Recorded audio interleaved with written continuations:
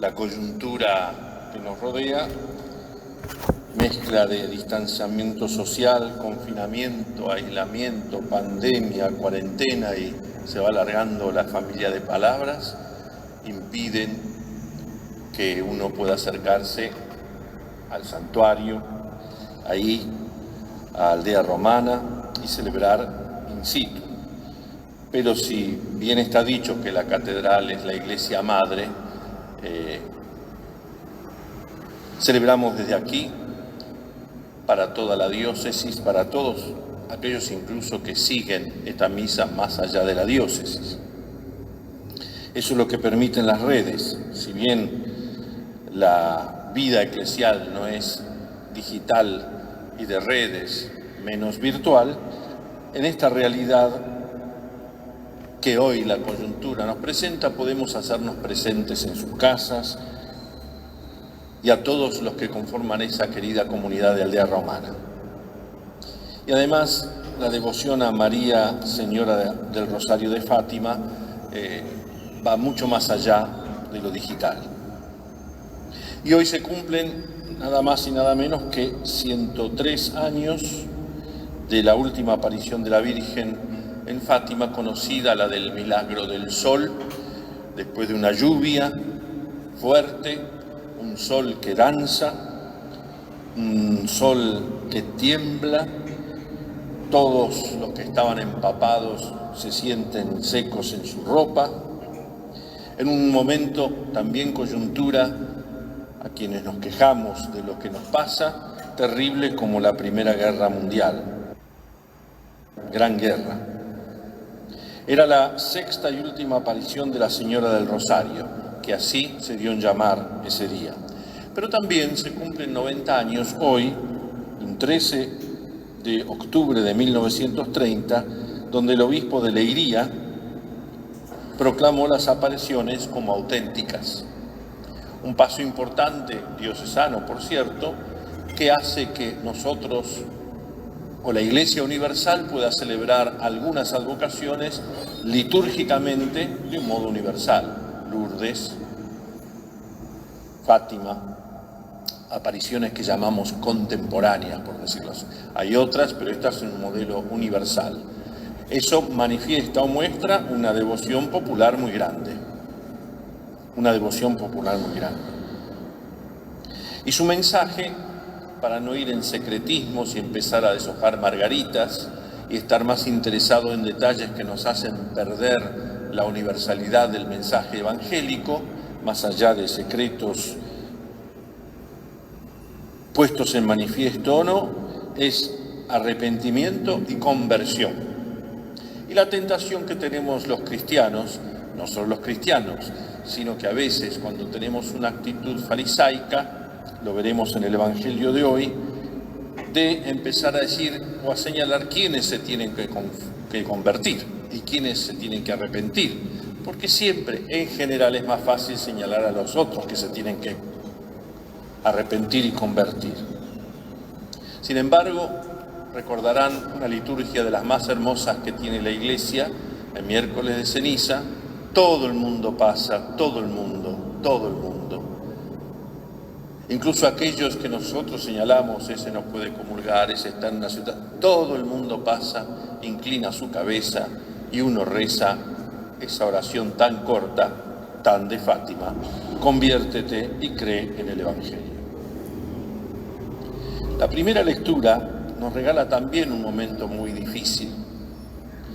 Alrededor del siglo VI antes de Cristo, en lo que se da en llamar el tercer libro de Isaías, un montón de profecías puestas juntas, abrazadas juntas bajo el nombre del gran profeta Isaías del siglo VIII antes de Cristo, en un momento distinto. En Isaías, un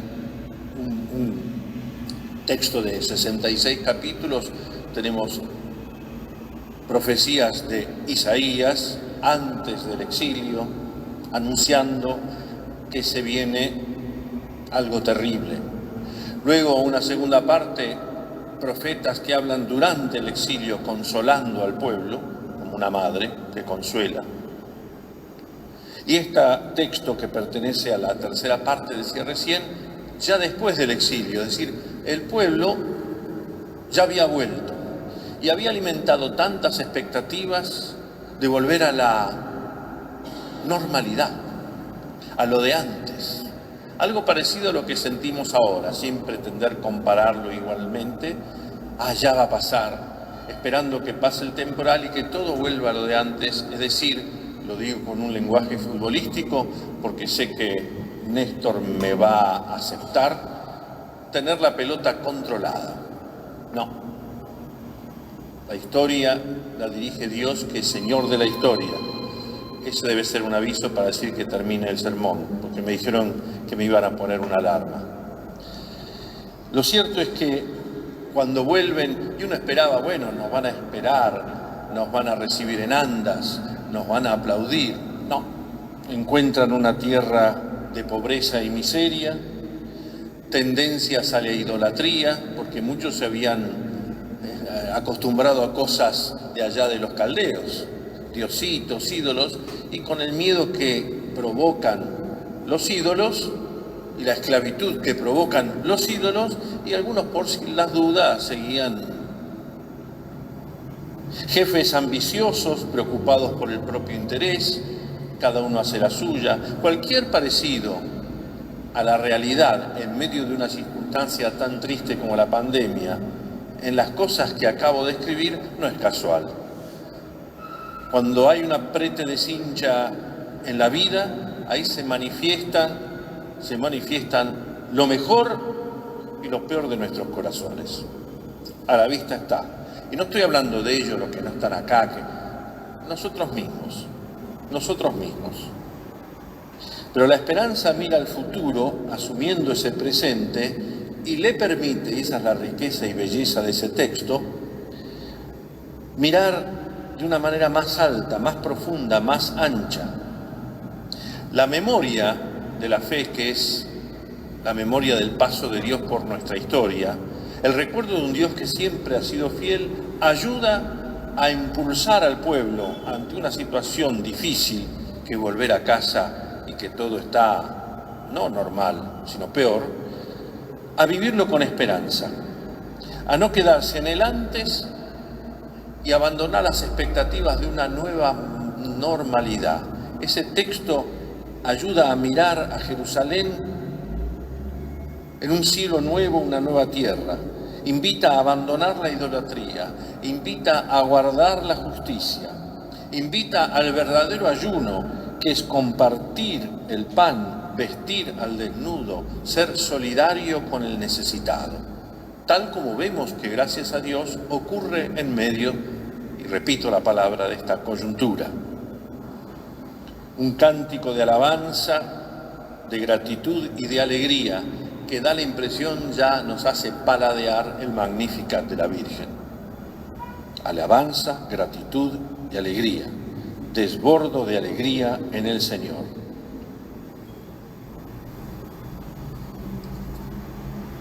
El Evangelio nos lleva a añorar y a querer la felicidad. En realidad es una bienaventuranza. Fíjense que según las traducciones castellanas leemos en los Evangelios: bienaventurados los pobres, o dichosos, o felices. Distintas traducciones sabemos que apuntan a lo mismo: bienaventurados, beatos, dichosos, felices. Y esas bienaventuranzas, sabemos, están en el capítulo 5 de Mateo, las 8 bienaventuranzas. Pero fuera del Evangelio, fuera de ese texto, hay algunas bienaventuranzas. La palabra, como lo usamos un poco mal, suena mal. Bienaventuranzas extravagantes. Porque en el capítulo 5, Jesús, como un nuevo Moisés en el monte, dicta la nueva ley, que supera los 10 mandamientos. Incluso refiriéndole a la oración, refiriéndose al ayuno, refiriéndose a la limosna. Lo sabemos, refiriéndose a la providencia. Refiriéndose incluso han oído que se les dijo tal cosa, pero yo les digo tal otra. Por lo tanto, todo el capítulo 5, 6 y 7 de Mateo, que pareciera resumirse con sean perfectos, felices, bienaventurados, dichosos, santos, como el Padre Celestial lo es. Pero fuera de ese código, que no tiene nada de malo decirlo, están esas bienaventuranzas. Y si yo les preguntara a los que me siguen esta Eucaristía a través de las redes, ¿cuál es la primera bienaventuranza que aparece en el Evangelio antes de ese sermón del monte? ¿Cuál es? También la pronuncia una mujer. También la pronuncia una mujer. ¿Quién es? Y también se la pronuncia a otra mujer. Isabel. Cuando llega María, le dice: dichosa, bienaventurada, feliz, porque has creído que se cumplirá lo que te fue anunciado. Creíste. Si les preguntara a los que nos siguen por las redes, no quiero girarme a la izquierda o a la derecha, a ver si los pastores que Dios les regaló no se acuerdan. ¿Cuál es la última bienaventuranza que leemos en el Evangelio? La primera, María a Jesús lo tiene en su seno. Bautista, de 6 meses, en el seno de Isabel. Y la última, acerca tu mano, Tomás, toca, mete la mano en mi costado. Y en adelante, no dudes, sé un hombre de fe. Y Jesús, después del Señor mío y Dios mío, dice: felices los que crean sin haber visto. Una bienaventuranza para nosotros. Felices los que creen sin haber visto. Pero vayamos a este texto que, dicho sea de paso, si no me equivoco, es el primer texto que el nuevo diácono ordenado ayer lee como diácono. Mirá qué texto, paradigma, que además fue el mismo evangelio de ayer de la ceremonia de tu diaconado. Una mujer de la que no sabemos el nombre, que irrumpe y dice: feliz el seno que te llevó y los pechos que te amamantaron. Es una bienaventuranza, dichosa, feliz, etcétera, etcétera. Este texto tan pequeño viene después de un texto y un episodio un poco controvertido. Jesús ha expulsado un demonio y los religiosos de ese tiempo, especialmente los fariseos, ¿qué dijeron cuando expulsó ese demonio? Este expulsa al demonio por el poder de Belcebú. Los que saben, los que tienen las herramientas, los que ya paladeaban al nuevo Mesías, le acusan al Mesías de obrar en nombre del demonio. Bueno, si eso lo hacen con Jesús, imagínense después, incluso hoy no se salva ni el Papa. Los epítetos que le decimos, la maldad que le achacamos. Pero no es original, porque también antes, a tal que le decían tal cosa, a tal que le decían otro. Yo que recuerdo ya de más o menos de Pablo VI en adelante, las cosas de su magisterio, que no sabe nada, que sabe de economía, ¿por qué no? Católicos, porque no vengo acá a hablar de los que están afuera. Comunismo recalentado, de San Pablo VI. También lo decían, les digo un chimentito al oído, cuando estudiaba en Roma, uno más adelante, pude conversar con el postulador. El postulador es el que se encarga de la causa de los santos, y llevaba, eran de los franciscanos. ¿Y qué causa lleva así que sea conocida? Y Juan 23, un gran postulador, ya falleció. ¿Juan 23? Sí. ¿Y cómo va la causa? Y más o menos, estoy hablando del año 97, 98. ¿Y por qué? Porque está acusado de comunista. Por lo tanto, estamos en lo mismo. Y luego de esta respuesta de Jesús, que es un milagro por obra del Espíritu Santo, apela a la fe de ellos. Un milagro que manifiesta el deseo salvífico de Dios, el bien que triunfa sobre el mal, es obra de la esperanza. Un milagro que, según Jesús dice, si esto sucede es porque el reino de Dios está entre ustedes, es un acto de amor de Dios. Porque ese reino es un reino de verdad, de vida, de santidad, de gracia, de justicia, de amor y de paz. No son palabras mías, es el prefacio de la fiesta de Cristo Rey. Con este introito, podemos decir, no todos piensan como los fariseos, como nosotros los que pensamos que tenemos la fe domesticada y decimos que está bien o que está mal de los demás, sino que esta mujer anónima, movida o tocada, sensibilizada por lo que acaba de ver, grita fuerte. ¿Qué grita? Su propia admiración. Un modo femenino que intuye la belleza y el orgullo de ser madre de semejante hijo. Quizá una pizca de envidia y le gustaría ser la madre de semejante muchacho. Es así, es así. Bien quisiera yo ser tu madre. Pero Jesús corrige ese entusiasmo y la fe que esconde. La madre no es feliz, bienaventurada, dichosa, beata, por estar físicamente ligada al Mesías, ya lo dice San Agustín, sino por haber creído. No es el parentesco de sangre o físico lo que cuenta, sino la adhesión de la fe, la escucha de la palabra, que es un signo hermoso de esperanza, y la observancia, la puesta en práctica de esa palabra, que es nuestro modo de vivir el amor. Como ocurrió, es un texto casi igualito en el mismo Lucas, con esos que dicen, Señor, tu madre y tus hermanos te están buscando. ¿Y qué contesta Jesús? ¿Quiénes son mi madre y mis hermanos? De nuevo, los que escuchan la palabra de Dios y la ponen en práctica, la observan, esos son mi madre y mis hermanos. Y estamos acá. Mi madre y mis hermanos, los que escuchan y practican la palabra. Eso es la comunión. Y eso es lo que nosotros celebramos hoy en María de Fátima. Si hay invitación al arrepentimiento y a la conversión, es porque queremos, Señor, escuchar tu palabra y ponerla en práctica.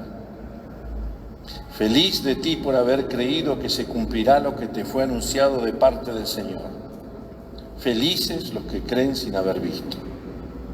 Ya Jesús le decía a sus discípulos, felices los ojos de ustedes porque ven, sus oídos porque oyen, porque muchos profetas y reyes y justos desearon ver lo que ustedes ven y no lo vieron, oír lo que ustedes oyen y no lo oyeron. Pero ¿qué decimos los criollos? No digo que sea un criollo, pero acá no hay peor ciego. Los pocos que están aquí tienen barbijo y no sé lo que contestaron, pero me parece que entendieron. Y no hay peor sordo que el que no quiere oír. Y si Jesús llora y se lamenta en Jerusalén es por eso. ¿Cuántas veces quise reunir a tus hijos como una gallina a los polluelos? La carta a los Hebreos, si vamos aterrizando, nos regala esa, no sé si es una definición, pero una exhalación que nos ayuda a confiar. La fe es la garantía de los bienes que se esperan, la plena certeza de las realidades que no se ven. Solo se puede creer si se quiere. No puedo decir cree o reventá. Eso sería poner una pistola al no creyente. Solo si uno quiere. Y el episodio de Fátima nos regala 1000 ejemplos. El que quiere, cree. El que no, por más que tenga 1000 evidencias, no. Y si no se sabe, tampoco se puede creer. Cuando yo digo si no se sabe, si no se sabe de qué se trata. Para que haya fe, yo tengo que tener un pequeño conocimiento de lo que me está transmitiendo el testigo y al menos comprender las cosas que me está diciendo. Que las crea o no es otra cosa, pero comprender. Si yo te digo, tenés que creer en mí, a ver, ¿qué tengo que creer? No te entiendo. Jesús es el Señor, ha resucitado. María es su madre, entiendo de qué se trata. ¿Puedo adherir o no? Porque la fe brota de la libertad. Ninguna persona que cree tiene que creer. Eso es hermoso. Es como el amor. Así es como creo a Dios lo que me dice y en Él por lo que me dice.